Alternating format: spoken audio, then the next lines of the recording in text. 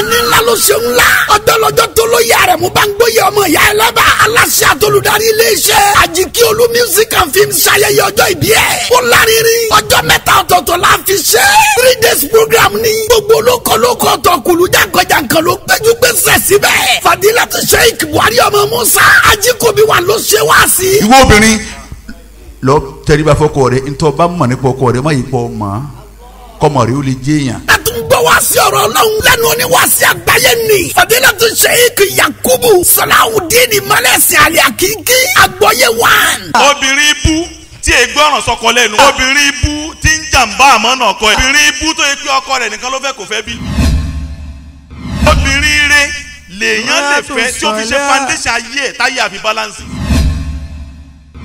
wọn kì í rọjú fóbìnrin tí ò dáa torí pé tí wọn bá rọjú fẹ́ nǹkan mẹ́ta ni ó bàjẹ́ nú ayé ẹ̀. ìyẹn dáa ló jẹ́ kẹ́niyẹn náà dáa tí ìpìlẹ̀ bá ti bàjẹ́ ẹ tuntun ò ní dáa. ẹ tún wọ́n kan sí lẹ́nu Buhari ọmọ Musa. ìyẹ́ méjì ní bẹ fún gbogbo wa yìí o ò lè rí gíga o ò lè rí yìí o ò lè rápọ̀nlé o ò lè máa bọ̀ kílì ọmọ ọ̀rọ̀.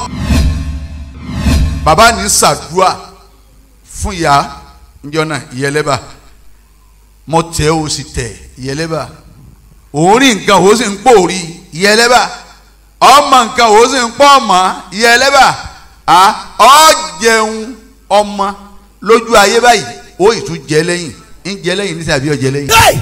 àṣìfẹ́ obìnrin làkọlé wá sí tó sọ kalẹ̀ lọ́jọ́ náà. a tún gbọ́ kan sí lẹ́nu Sheikh Yakubu Salawudeen Mọ́lẹ́sìn Àlẹ́ Àkíkí àgbọ́yé 1. ọkọ ní tí ó bàjẹ́ nínú ayé ẹni tí ò bá róbìnrin fẹ́ láyé ẹ̀ ṣẹ́ni ń jọ tí àwọn tí wọ́n jọ bẹ̀rẹ̀ ìgbésí ayé tó bá débi tí wọ́n lọ tí wọ́n ń sinmi yóò sì wà lórí ìrìn àkọ́kọ́ nu ni. ẹlẹ́ẹ̀kejì òun náà ni wípé ẹ̀yìn rẹ̀ ó bàjẹ́ torí gbogbo ọkùnrin tó bá ti fóbìnrin tí ò dáa obìnrin tí ò dáa yẹn ló máa bí ọmọ tó fẹ́ ṣẹ̀yìn rẹ̀ dèdí àwọ̀ bóun ṣe rí yẹn lọmọ tí ó bí ó ṣe rí. ó wá yá o ajíṣẹ́fì wà láwọn Adékúnlé bàbá oko agbára orí èdè bàbá èdè gbé sókè. tó fẹ́ lé ẹ bá sọ fún wọn wọ́n á sáré gan. èrè lẹ́sẹ̀ wọn èrè.